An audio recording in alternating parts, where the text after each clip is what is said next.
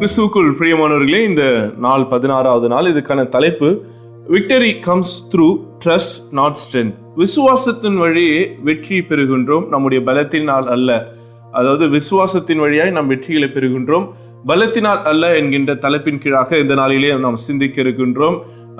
கடந்த தியானத்திலே நாம் தெபோரா என சொல்லப்படுகின்ற ஒரு நியாயாதிபதியை குறித்து நாம் ஆழ்ந்து சிந்திக்க கர்த்தர் கிருபை பாராட்டினார். அநேகர் அதை குறித்து நல்ல ரெஸ்பான்ஸ் தந்திருந்தாங்க. நிறைய காரியம் அந்த தினத்தில் கற்றுக்கொண்டோம் என்று.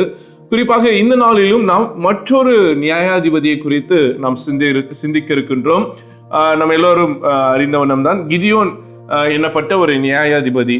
இவர் நியாயாதிபதி என்பதை காட்டிலும் இவர் அந்த மக்களுக்கு செய்த செயல்பாடுகள், அவருடைய வீரம், அவரை ஆண்டவர் அழைத்த அழைப்பு, அவர் கர்த்தரை பரீட்சை பார்த்தது, இதெல்லாமே நமக்கு நிறைய காரியங்கள் கற்றுக் கொடுக்கிறது. கிதியோனை குறித்து ஒரு அறிமுகத்தை சொல்ல வேண்டும் என்றால் 6ஆம் அதிகாரத்திலே 12ஆம் வசனம் நாம் பார்ப்போம் என்றால், அதுக்கு 11ஆம் வசனத்தை நாம் பார்ப்போம் என்றால், அதற்கு பின்பு கர்த்தருடைய தூதன் வந்து அபிஷேரியானான யோவாசின் ஊரானாகிய ஒப்ராவில் இருக்கும் ஒரு கர்வாலி மரத்தின் கீழ் உட்கார்ந்தார். அப்பொழுது அவனுடைய குமாரன் கிதியோன் கோதுமையை மீதியானரின் கைக்கு தப்பிவிப்பதற்காக ஆலைக்கு சமீபமாய் அதை போரடித்தான். இதை நாம் பார்க்கும்போது கிதியோனை குறித்து நமக்கு ஒரு தகவல் பெற்றுக்கொள்கின்றோம். கிதியோன் மீதியானர்களுடைய கையிலிருந்து அந்த உணவு கோதுமைகளை தப்பிவிப்பதற்காக அங்கே இருக்கக்கூடிய திராட்சை ஆலைக்குள்ளாக அதை கொண்டு போய் அதை தைரியமாக அதை அவர் இது பண்றார், போரடிக்கிறதாக நாம் பார்க்கின்றோம். காரணம் என்னவென்றால், மீதியானர்களுடைய பயம் அந்த இஸ்ராயல் மக்கள் மீது அதிகமாக காணப்படுகிறது. யாரும் செய்ய முடியாத பயந்திருக்கின்ற காரியத்தை ஏதோ ஒரு துணிச்சலோடு அவர் செய்கிறார். ஆனா ஒரு புறத்துல பார்க்கும்போது அவர் பயந்து போய் செய்கிறார் அப்படின்றதுதான் நம்ம பாரம்பரியமாக பார்த்தது. ஏன்னா கிதியோன் பயந்து ஒளிஞ்சிட்டு இருக்கிறார் அப்படின்றது ரைட். ஆனாலும் அவர் ஒளிந்திருந்தாலும் தன் மக்களுக்கு தேவையான அந்த உணவுக்கான காரியத்தை அவர் அங்கே செயல்படுகிறதாக நாம் புரிந்து கொள்கின்றோம். இப்போ கர்த்தருடைய தூதரானவர் கிதியோனை பார்த்து கூப்பிடுறார். எப்படி கூப்பிடுறாரு? பராக்கிரமசாலியே, கர்த்தர் உன்னோடு இருக்கிறார் அப்படின்னு சொல்லி 12ஆம் வசனத்திலே கிதியோனை அழைக்கிறதாக பார்க்கின்றோம். இப்போ கிதியோனுக்கு ஒரு டாஸ்க் கொடுக்கப்படுகிறது. என்னன்னா, நீ இந்த மக்களை வழி நடத்தணும், இந்த மக்களுடைய தேவைகளை சந்திக்கணும், இந்த மக்களுக்காக நீ களத்தில் நிற்க வேண்டும் என்கின்ற பொறுப்பு கிதியோனுக்கு கொடுக்கப்படுகிறது. அப்போ கிதியோனுக்கு ஒரு பக்கம் பயம் இருக்கிறது, இன்னொரு பக்கம் இதை தான் செய்ய முடியுமா என்கின்ற ஒரு மிகப்பெரிய கேள்வி இருக்கிறது. அப்போ ஆண்டவரிடத்துல ரெண்டு காரியத்தை இது கேட்கிறார். எனக்கு இதை செய்யுங்க நான் நம்புறேன் அப்படின்ட்டு. அப்ப 2 முறையும் ஆண்டவர் அதை செய்யும் போது கிதியோன் அதை ஒப்புக்கொள்கின்றார். ரைட். இப்ப கிதியோனுடைய வாழ்க்கையில பார்ப்போம் என்றால், அவர் அதை செய்ய அவருக்கு தகுதி இருக்கா, அவருக்கு அதுக்கான ஆற்றல் இருக்கிறதா அப்படின்னு நம்ம கேட்டோம்னா, உண்மையாகவே கிதியோனுக்கு அந்த மக்களை ரட்சிப்பதற்கும் அந்த மக்களை வழி நடத்துவதற்கு ஒரு துளி அளவிலும் அவருக்கு ஆற்றலும் பலமும் ஞானமோ இல்லை, எந்த ஒரு காரியமும் இல்லை. சொல்லப்போனா அவர் இதுக்கு அவர் ஒரு ஜீரோவாக தான் இருக்கிறார். ஆனால் கிதியோன் கர்த்தரை நம்புகிறார். கர்த்தரை நம்புவது மாத்திரமல்ல, கர்த்தர் தமக்கு என்ன சொல்லுகிறாரோ அதன்படி நடப்பதற்கு கிதியோன் தம்மை முழுமையாக ஒப்பு கொடுக்கிறதாக நாம் 7ஆம் அதிகாரத்திலே பார்க்கின்றோம். அப்போது கர்த்தர் கிதியோனை நோக்கி, நான் மீதியானரை உன்னோடு இருக்கிற ஜனத்தின் கையில் ஒப்பு கொடுக்கிறதற்கு அவர்கள் மிகுதியா இருக்கிறார்கள். என் கை என்னை ரட்சித்தது என்று இஸ்ரவேல் எனக்கு விரோதமாக வீம்பு பேசுகிறதற்கு இடமாகும். பொதுவாகவே இந்த வார்த்தையை ஆண்டவர் சொல்வதற்கு காரணம் என்னவென்றால், இஸ்ரவேல் மக்களிடத்தில் இருக்கக்கூடிய மிகப்பெரிய பிரச்சனை என்னன்னா, தம்மை எகிப்து அடிமைத்தனத்திலிருந்து மீட்டு இந்த கானான் தேசத்துக்கு அழைத்து வந்த கடவுளை மறந்துட்டு பல நேரங்கள்ல அவங்களுடைய சுயத்தை சார்ந்து வாழ ஆரம்பிச்சிட்டாங்க. அவங்க தங்களுடைய நம்பிக்கை, தங்களுடைய சுய பலம், சுய ஆற்றலினாலே எல்லா காரியங்களையும் நடப்பிக்க முடியும், தங்களுடைய பலத்தினால் எல்லாவற்றையும் சாதித்த முடியும் என்கின்ற ஒரு சுயநல எண்ணம் அவர்களிடத்தில் இருக்கிறது. குறிப்பா பெருமை அவரிடத்தில் இருக்கிறது. அவங்களுடைய பெருமை அதிகரிக்க கூடாது, அவங்களுடைய பெருமையை குறித்து அவங்க இன்னும் அதிகமாக மெச்சிக்கொள்ளக்கூடாது என்பதற்காக கர்த்தர் இப்படி ஒரு முடிவு எடுக்கிறார். ஏன்னா இப்போ கிதியோனை வைத்து அவங்க ஒரு பெரிய பலத்தோட போய் மீதியானவர்களை ஜெயிச்சான்னு வச்சுங்களேன், அவங்களுக்கு ஆட்டோமேட்டிக்கா அந்த பெருமை ஏறிடும். பார்த்தீங்களா, நாங்கள் எவ்வளவு பெரிய அதிகாரம் நிறைந்தவங்க, ஆற்றல் நிறைந்தவங்க, நாங்கள் ஈஸியா மீதியானவர்களை ஜெயிச்சிட்டோம்னு சொல்லி தங்களுடைய பலத்தை குறித்து அவர்கள் மேன்மை பார்த்து கொண்டிருப்பார்கள். இந்த காரியம் நடந்துவிடக்கூடாது என்பதற்கு தான் கர்த்தர் கிதியோன் கிட்ட சொல்றாரு, இது ஒரு பெரிய கூட்டமா இருக்குது, நீங்க ஜெயிச்சாலும் நீங்க தான் ஜெயிச்சீங்கன்னு சொல்லுவீங்க, நான் உங்களுக்கு இந்த வெற்றியை பெற்றுக் கொடுத்தேன் என்பதை நீங்க மறந்து விடுவீர்கள் என்பதை ஆண்டவர் கிதியோனிடத்திலே சொல்லுகிறதாக நாம் பார்க்கின்றோம். அடுத்ததாக நாம் பார்ப்போம் என்றால், இந்த 3ஆம் வசனத்தில் 7ஆம் அதிகாரம் 3ஆம் வசனத்தில் ஆண்டவர் சொல்கிறார், ஆகையால் பயமும் திகிலும் உள்ளவன் எவனோ அவன் திரும்பி கீலேயாத் மலைகளில் விரைவாய் ஓடிப்போக கடவன் என்று நீ ஜனங்கள் செவிகள் கேட்க பிரசித்தப்படுத்து என்றார். அப்போது ஜனத்தில் 20,000 பேர் திரும்பி போய்விட்டார்கள், 10,000 பேர் மீதி இருந்தார்கள். அருமையான தேவச்சனமே, இங்க நம்ம வாசிக்கும் போது கிட்டத்தட்ட 22,000 சோல்ஜர்ஸ் போயிட்டாங்க. அப்போ ஆல்மோஸ்ட் அவங்க ஒரு 30,000 above வீரர்கள் இருந்திருக்காங்க. ஒரு மிகப்பெரிய ஒரு படைபலம் கிதியோனுக்கு பின்னாடி நின்று இருக்கு. அப்போ கிதியோன் இடத்துல இருந்த அந்த 32,000 33,000க்கு மேல அந்த மக்கள் எளிதா மீதியானவர்களை ஜெயிச்சிருப்பாங்கன்னு கேட்டுனா கண்டிப்பா முடியாது. கர்த்தர் அவளோடு இருந்ததுனால கண்டிப்பா ஜெயிச்சிருப்பார். ஒருவேளை அவனுடைய பலத்தினாலே போயிருப்பாங்கன்னா அந்த போர்ல கண்டிப்பா அவங்க தோற்றுதான் போயிருப்பார்கள். இப்ப ஆண்டவர் தான் உங்களுக்கு வாக்குத்தத்தம் பண்றார், கண்டிப்பா உங்களுக்கு அந்த விடுதலையை, அந்த அந்த நீங்க எதிர்பார்க்கிற அந்த சால்வேஷன், அந்த மீட்பை நான் உங்களுக்கு பெற்று தருவேன் மீதியானவருடைய கையிலிருந்து. ஆனா நீங்க செய்ய வேண்டியது சில காரியங்கள் இருக்குன்றார்.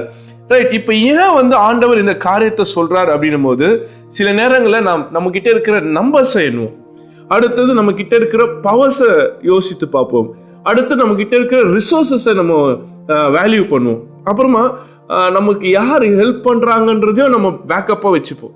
ஸோ இதெல்லாம் நம்ம கணக்கு பார்த்து தான் ஒரு மனிதன் ஒரு காரியத்தை தீர்மானிப்பான். ஒருவேளை ஒரு படை அப்படி வீரர்கள் போறான்னா, இப்போ கூட நம்ம போர் சூழல்ல இருக்கிறோம், நியூஸ் சேனல்ஸ் எல்லாம் போட்டால் ஒவ்வொரு நாட்டுக்கிட்ட எத்தனை போர் வீரர்கள் இருக்கிறாங்க, எத்தனை டேங்க், எத்தனை மிசைல், எத்தனை இதுன்ட்டு அவங்க பட்டியல் போடுறாங்க, கம்பாரிசன் பண்றாங்க. இந்த நாட்டு இதுல இருக்கு, இவங்க இதுல ஸ்ட்ராங்கா இருக்காங்க, இவங்க டிஃபென்ஸ்ல இருக்கிறாங்க, இவங்க நேவி பேஸ்ல ஸ்ட்ராங்கா இருக்கிறாங்க, இவங்க ஏர்ஃபோர்ஸ்ல ஸ்ட்ராங்கா இருக்கிறாங்கன்னு சொல்லி ஒவ்வொருவர் குறித்தும் பட்டியல் நமக்கே தெரியுது. இப்போ அந்த நாடுகளுடைய தலைவர்கள், அந்த மிலிட்டரி கமாண்ட்ல இருக்கிறவங்களுக்கு அது கிளியர் பிக்சர் கிடைக்கும். அப்போ அவங்க எல்லாமே அது ஒரு ப்ராபபிலிட்டி எடுப்பாங்க, இதுல போன யார் ஜெயிப்பா யார் தோப்பா என்னக்கூடிய அந்த காரியங்கள் எல்லாம் அவங்க யோசிப்பாங்க. யோசித்து தான் ஒரு போருக்குள்ளாக நுழைவார்கள். இது யுத்தத்துல ஒருவேளை ஒரு ஊழியம் ஆரம்பிக்கிறோம், ஒரு மினிஸ்ட்ரி ஆரம்பிக்கிறோம் அப்படின்னா, சர்ச்சில் இருக்கிறவங்க என்ன யோசிப்பாங்க, ஓகே இப்போ இந்த ஊழியத்தை ஆரம்பிக்கிறோன்னா எத்தனை பேர் வருவாங்க, எவ்வளோ பேர் இதுக்கு சப்போர்ட் பண்ணுவாங்க, எவ்வளோ பேர் இதில் பயனடைவார்கள் அப்படின்னு சொல்லி அதோடைய ப்ரோ கான் எல்லாமே நம்ம அனலைஸ் பண்ணிட்டு தான், அதோடைய நம்பர்ஸ், அதோடைய ஸ்டாட்டிஸ்டிக்ஸ், அதோடைய ஃபிகர்ஸ் எல்லாத்தையும் நம்ம அனலைஸ் பண்ணிட்டு தான் அந்த காரியத்தை நம்ம போவோம். ஈவன் பைபிளில் ஒரு வசனம் இருக்கு, நீ ஒரு காரியத்தை செய்ய போற அப்படின்னா அதுக்கு உனக்கு திராணி இருக்கிறா, நீ முதல்ல பாரு, அதுக்கப்புறம் தான் நீ அதை செய்யணும்னு. அந்த மாதிரி எல்லா விஷயமும் நம்முடைய வாழ்க்கையில நம்ம அப்படி யோசித்து பார்ப்போம், அப்படி பண்ணுவோம். ரைட், அப்படி பண்ணும்போது நம்ம ஜெயிச்சிட்டா ஆட்டோமேட்டிக்காக அந்த கிரெடிட்ஸ் யாருக்கு சேர்ந்துடும்னா நம்ம கிட்ட தான் வந்துடும். ஆமா, நான் இதை பிளான் பண்ணேன், நான் இதை ஒர்க் அவுட் பண்ணேன், இதை நான் டென்டேட்டிவா நான் இப்படி ஆர்கனைஸ் பண்ணேன், ஸோ எல்லா கிரெடிட்டும் எனக்கு தான் அப்படின்னு சொல்லி நாம் நம்முடைய கிரெடிட்டை எடுத்துக்கொள்வோம். ஆனா இந்த 7ஆம் அதிகாரத்துல பார்க்கும்போது கர்த்தர் ஒரு பிரின்சிபல்ல ஒரு கற்றுத்தரார். என்னன்னா, நீ ஆட்களை குறைன்றாரு, நம்பர்ஸ் குறைன்றாரு.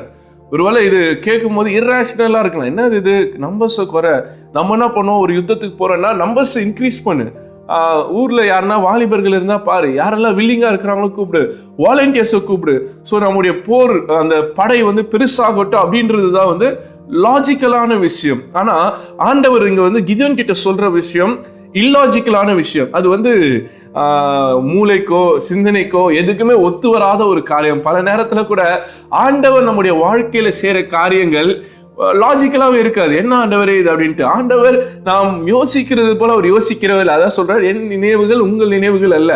நம்ம ஒரு வகையில யோசிச்சா ஆண்டவர் அதை விட டிஃப்ரெண்டா, அதை விட சூப்பரா, நம்ம எதிர்பார்க்காத அளவுக்கு எக்ஸ்ட்ராடினரியா ஆண்டவர் செயல்படுத்த, இன்னும் சொல்ல போனா சூப்பர் நேச்சுரலா அவர் செய்ய வல்லவராக இருக்கிறார்.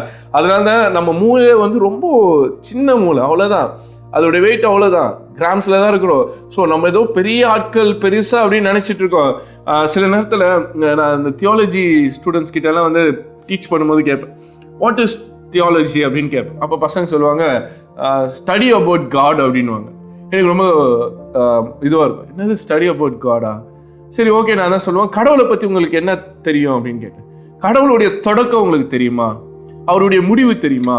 அவர் எப்படி இருப்பாருன்னு தெரியுமா? அவருடைய இது எப்படின்னா, அப்போ நான் தான் சொன்ன ஒரு பொருள் என் கையில இருக்கு, இந்த பேப்பர் இருக்கு அப்படின்னா, இப்போ ஸ்டடி அபவுட் திஸ்னா இதோடைய மொத்தம் ப்ராப்பர்ட்டிஸ் எனக்கு தெரிஞ்சிருக்கணும். இதோட பிகினிங் என்ன, இதோட எண்ட் என்ன, இதோட மாலிகுல் என்ன, இதோட ஆட்டம் என்ன, இதுல என்ன இருக்கு அப்படின்றத வந்து நான் ஸ்டடி பண்ணாதான் அது பேர் ஸ்டடி. சும்மா எனக்கு வந்து இப்படி பார்த்துட்டு இதை நான் ஸ்டடி பண்ணிட்டேன்னா அப்படி நான் கடவுளை பத்தி, இந்த உலகத்துல யாராலையும் கடவுளை பத்தி படிக்க முடியாது. அதுதான், no one can study God. அப்ப என்ன பண்ணலன்னா, we can learn what we know about God. கடவுளை பத்தி நமக்கு என்ன தெரியுமோ அதை நம்ம படிக்க முடியாதுதான் தவிர்த்து கடவுளை நம்ம படிச்சிட முடியாது. ஏன்னா இந்த மூளை ரொம்ப சின்னது, நம்முடைய அறிவு ரொம்ப சின்னது, நம்முடைய அந்த லேர்னிங் கெப்பாசிட்டி, அண்டர்ஸ்டாண்டிங் கெப்பாசிட்டி ரொம்ப குறுகியது. நம்முடைய சூழ்நிலை, நம்மளுடைய எக்ஸ்பீரியன்ஸ், இதை வச்சுதான் கடவுளை அண்டர்ஸ்டாண்ட் பண்றோம். அப்போ theology is understanding the God, not a study about God. கடவுளை படிக்கிறது இல்ல, கடவுளை புரிஞ்சுக்கிறது, அவ்வளவுதான் அப்படின்னு. ஸோ இன்னைக்கு கூட இங்க நம்ம யோசித்து பார்த்தோம்னா கடவுளை நம்மளால புரிஞ்சிக்க முடியல. காரணம் என்னவென்றால், கடவுள் ஒரு இயற்கைக்கு அப்பாற்பட்ட, மனித யோசனைக்கு அப்பாற்பட்ட ஒரு காரியத்தை முன்வைக்கிறார். நீ வந்து ஆட்களை குறைச்சிருன்றார். 30,000 பேர் மேல இந்த இடத்துல நீ குறைச்சி இப்ப எவ்வளவு பேர் கொண்டு வான்றாரு, 10,000 அளவு தான் நீ இருக்கட்டும் அப்படின்ற மாதிரி சொல்றாரு. ஸோ வந்து இந்த 32,000 குறைச்சி அவர் குறைச்சி கடைசியா எவ்வளவு நம்பருக்கு கொண்டு வந்தாருன்னா ரொம்ப ஆச்சரியமா இருக்கும். 32,000 பேர் வந்து சண்டைக்கு வரா மீதியானருக்கு எதிராக கிதியோனுக்கு பின்னாடி. ஆண்டவர் எவ்வளவு பேரை திரும்ப கூட்டு போனாரு? வெறும் 300 பேரை கூட்டு போன்றாரு.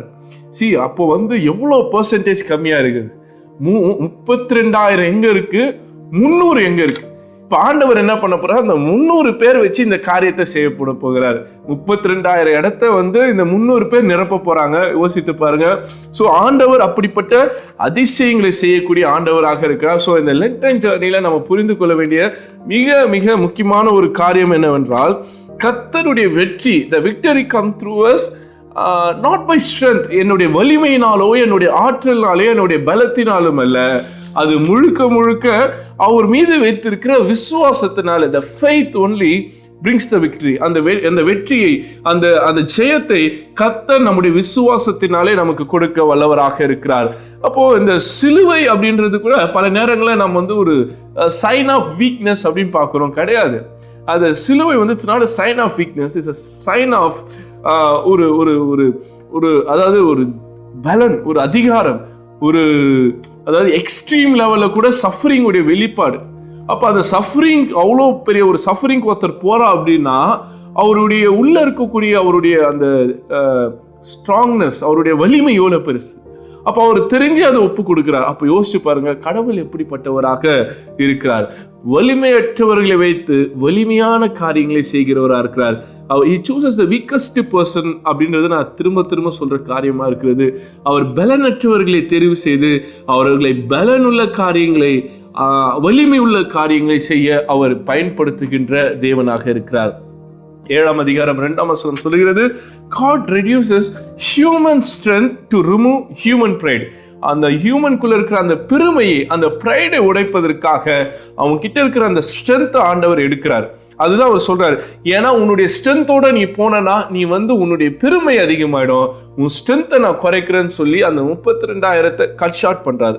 அடுத்தது கர்த்தர் அங்க கொடுக்குற அந்த கிரைட்டீரியா ரொம்ப அழகான கிரைட்டீரியா. 2ஆம் வசனத்துல ஒப்பு கொடுக்கிறேன் என்றும் 3ஆம் வசனத்துல பாருங்க, ஆகையால் பயமும் திகிலும் உள்ளவன் எவனோ அவன் திரும்பி போட்டு.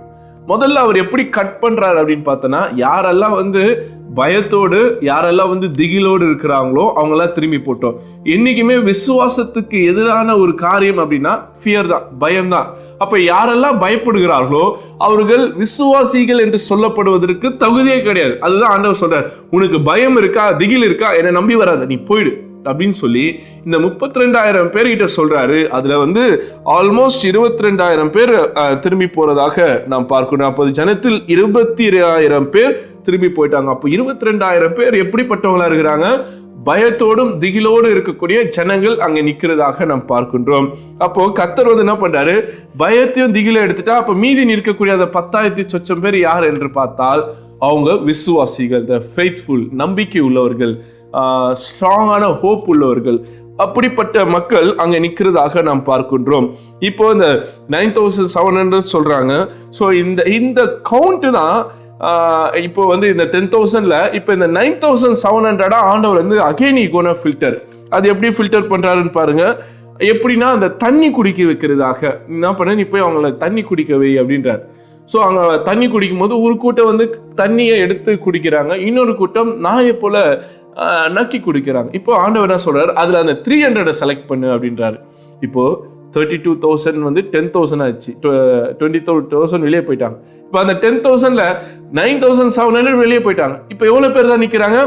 ஒன்லி 300 தான் நிக்கிறாங்க. 300 பேர் மட்டும் தான் நிக்கிறாங்க. இப்போ இந்த 300 பேரை வைத்து கொண்டு கிதியோன் போறார். அதுதான் அவர் பாருங்களேன் எவ்வளவு தைரியமா இருக்கிறார். அதனால ஒருவேளை ஆண்டவர் கூப்பிடும் போது அவர் என்னன்னு சொல்லி கூப்பிட்டுருப்பாரு, பராக்கிரமசாலியே அப்படின்றது. காரணம் என்னவென்றால் இத்தனை பேர் கட் பண்ணாலும் அந்த 300 பேரோட அவர் தைரியமாக அங்க போகிறதாக நாம் பார்க்கின்றோம். 4ஆம் வசனத்தை வாசி பார்ப்போம். கர்த்தர் கிதியோனை நோக்கி, ஜனங்கள் இன்னும் அதிகம், அவர்கள் தண்ணீரண்டைக்கு இறங்கி போக பண்ணு, அங்கே அவர்களை பரிசித்து காட்டுவேன். உன்னோட கூட வரலாம் என்று நான் யாரை குறிக்கிறனோ அவன் உன்னோட கூட வர கடவன். உன்னோட கூட வரலாகாது என்று நான் யாரை குறிக்கிறனோ அவன் உன்னோட கூட வராதிருக்க கடவன் என்றார். அப்படியே அவர்கள் ஜனங்களை தண்ணீரடை இறங்கி போக பண்ணி, அப்போது கிதியோனை நோக்கி, தண்ணீரை ஒரு நாய் நக்கும் பிரகாரமாக அதை நாவினால் நக்குகிறவன் எவனோ அவனை தனியாகவும், குடிக்கிறதுக்கு முழங்கால் ஊன்றி குளிக்கிறவன் எவனோ அவனை தனியும் நிறுத்தும் என்றார். அப்ப செப்பரேட் பண்றார். நாய் மாதிரி நக்கி குடிக்கிறவனோ முட்டி போட்டு கையில எடுத்து குடிக்கிறவனையும் ஆண்டவர் செப்பரேட் பண்றாரு. அடுத்தது, தங்கள் கையால் அள்ளி தங்கள் வாய்க்கு எடுத்து நக்கி கொண்டவர்கள் இலக்கம் 300 பேரும், மற்ற ஜனங்கள் தண்ணீர் குடிக்கிறதற்கு முழங்காலில் ஊன்றி குனிந்தார்கள் அப்படின்னும் போது இந்த கூட்டத்தை ஆண்டவர் என்ன பண்றாரு, பிரித்து எடுக்க சொல்றாரு. அப்போது கர்த்தர் கிதியோனை நோக்கி, நக்கி குடித்த அந்த 300 பேரில் நான் உங்களை ரட்சித்து மீதியானரை உங்கள் கையில் கொடுப்பேன், மற்ற ஜனங்கள் எல்லாம் தங்கள் தங்கள் இடத்திற்கு போக கடவென்றார். நீங்க தொடர்ந்து வாசித்து பார்த்தீங்கன்னா அந்த மீதியானவர்களே ரொம்ப அழகாக ஜெயிப்பார்கள். அவங்க எடுத்துட்டு போற கத்தினாலோ அவங்க எடுத்துட்டு போற ஆயுதங்களாலும் இல்லை. நீங்க தொடர்ந்து பார்த்தீங்கன்னா அவங்க எடுத்துட்டு போன அந்த எக்காலத்தின் வழியாக, அவங்க கையில இருக்கின்ற மண்சாடிகள் வழியாக, அங்க இருக்கக்கூடிய பொருட்கள் வைத்து அவங்க ஜெயிச்சிருக்கிறாங்க. பயத்தினாலே அந்த மீதியானவர்கள் தோற்று போனதாக நாம் வாசிக்கின்றோம். ரைட், இங்க இந்த இன்சிடென்ட்ஸை நம்ம வாசித்து பார்க்கும்போது கடவுளுடைய ஆண்டவருடைய வழி நடத்தல் அது எக்ஸ்ட்ராடினரியான ஒரு ப்ராசஸாக நமக்கு வெளிப்படுகிறது. அருமையான தேவச்சனமே, இந்த லெந்து நாட்களில் இந்த 16வது நாளுடைய தியானத்தை கேட்டுக்கொண்டிருக்கிற நம்முடைய வாழ்க்கையிலும் நாம் எப்படி இருக்கிறோம்னு யோசித்து பாருங்க. ஒருவேளை நம்ம வீக்கா இருக்கலாம், நம்ம ஒன்றுமில்லாதவர்களாக இருக்கலாம், உடைந்து போனவர்களாக இருக்கலாம், இல்ல பராக்கிரமசாலிகளாக இல்லாமல், அறிவாளிகளாக இல்லாமல், ஞானவான்கள் இல்லாமல் ஒரு சாதாரண எளிய மக்களாக நாம் இந்த நாளில் இருப்போம் என்றால் ஆண்டவர் இன்னைக்கு நம்ம கூட தான் பேசிட்டு இருக்காரு. என்ன பேசுறாரு அப்படின்னு பார்த்தோன்னா, ஆண்டவர் நம்மை அழைத்ததுடைய நோக்கமே டிஃப்ரெண்ட் தான். நாம் யோசிக்கிறது போல, நாம் நினைக்கிறது போல, நாம் சிந்திக்கிறது போல அவர் நம்முடைய வாழ்க்கையில் செயல்படுத்தாமல் நம்முடைய யோசனைகளுக்கும் நம்முடைய சிந்தனைகளுக்கும் அதிகமாக அவர் செயல்படுத்துகின்ற தேவனாக இருக்கிறார். வாழ்க்கையில நம்ம ஒரு சின்ன காரியத்தை எதிர்பார்த்துட்டு இருப்போம், ஆண்டவர் நமக்கு ஒரு பெரிய ஒரு ஆசீர்வாதத்தை வைத்திருக்கலாம். அதனால என்னைக்குமே ஒரு சின்ன காரியத்துக்காக செட்டில் ஆயிடாதீங்க. ஆண்டவர் ஒரு சின்ன காரியம், ஆண்டவரே நான் ஒரு சின்ன வேலை தானே கேட்டேன், நான் ஒரு சின்ன ப்ரொமோஷன் தானே கேட்டேன், நான் ஒரு சின்ன ஒரு காரை தானே கேட்டேன், நான் ஒரு சின்ன ஒரு வீட்டை தானே கேட்டேன் அப்படின்னு நீங்க கேட்டீங்கன்னா ஆண்டவர் சொல்ல, நான் உனக்கு வைத்திருக்கிறது பெரிய ஆசீர்வாதங்கள், நாம் நினைத்து பார்க்காத ஆசீர்வாதங்களே ஆண்டவர் அவருடைய காலத்திலும் அவருடைய நேரத்திலும் அவருடைய சித்தத்திலும் அவருடைய வழியில் கொண்டு வந்து நம்ம இடத்துல சேர்க்க வல்லவராக இருக்கிறார். அவ்வளவு பெரிய கூட்டத்தை வச்சு ஈஸியா மீதியானவர்களை ஜெயித்து போயிருக்கலாம். ஆனா அவங்கள விட்டுட்டு நாய்களை போல தண்ணியை நக்கி கொடுத்த 300 பேரை வைத்து கர்த்தர் கிதியோனை கொண்டு அந்த மீதியானவர்களை ஜெயித்து இஸ்ரேலுக்கு ரட்சிப்பை கொண்டு வந்தார். அந்த பராக்கிரமம் செய்கிற கர்த்தர் இன்னைக்கு நம்முடைய வாழ்க்கையிலும் செயல்பட்டு கொண்டிருக்கிறார். ஒருவேளை உங்களுடைய வாழ்க்கையில நீங்க 0 நினைச்சிட்டீங்களா, நான் 2 0, நான் 3 0, நீங்க 4 0, எத்தனை 0 வச்சு போட்டுக்கோங்க. ஆனா உங்களுக்கு முன்னாடி 1 ஆண்டவர் வந்து நிற்கும் பொழுது உங்களுடைய வேல்யூ எக்கச்சக்கமா ஏறி போகும். அப்போ நான் எவ்வளோ வீக்காக இருந்தாலும், நான் எவ்வளோ உடைந்து போனவனாக இருந்தாலும், என் தேவன் என்னோடு இருக்கும்போது என் வாழ்க்கையை அவர் எக்ஸ்ட்ராடினரியாக மாற்ற வல்லவராக இருக்கிறார் என்கின்ற ஒரு சிந்தனை இந்த மீட்பின் திட்டத்திலே கிதியோன் வழியாக நாம் கற்றுக்கொள்ளுகிறோம். அந்த 300 பேர் வழியாக கற்றுக்கொண்டோம். அதேதான் கிறிஸ்துவும், இயேசு கிறிஸ்துவும் இந்த உலகத்தை அந்த ஒரே சிலுவை, அந்த அவமானத்தின் சிலுவை, அந்த வீக்னஸ் உடைய ஒரு சிம்பிளாக இருந்த அந்த சிலுவை, அந்த பாவத்தின் சிம்பிளை இன்னைக்கு ஆண்டவர் அழகா மாற்றி அவருடைய சிலுவை மரணத்தின் வழியாக அதை ஒரு மீட்பின் சின்னமாக மாற்றியிருக்கிறார். அப்போ ஆண்டவர் ஒரு திட்டத்தை எடுக்கிறார்னா அந்த திட்டத்தினுடைய நிறைவு மிகப்பெரிய ஆசீர்வாதமாக மாற்றும். இன்னைக்கு நம்முடைய வாழ்க்கை எந்த நிலைமையில் இருந்தாலும் ஆண்டவர் அதை மாற்ற வல்லவராக இருக்கிறார். கிதியோனை பார்த்து பராக்கிரமசாலி என்று சொன்ன தேவன் இன்னைக்கு உங்களையும் என்னையும் பராக்கிரமசாலியாக, கர்த்தருக்கான பெரிய காரியங்களை செய்யக்கூடிய ஒரு வல்லமை நிறைந்தவர்களாக ஆண்டவர் அழைத்திருக்கிறார். அழைத்த தேவன் உண்மை உள்ளவராக இருக்கிறார். அந்த தேவனிடத்தில் நம்ம முழுமையாக ஒப்பு கொடுப்போம். கர்த்தர் தாமே இந்த வார்த்தைகள் நமக்கு ஆசீர்வதித்து தருவாராக.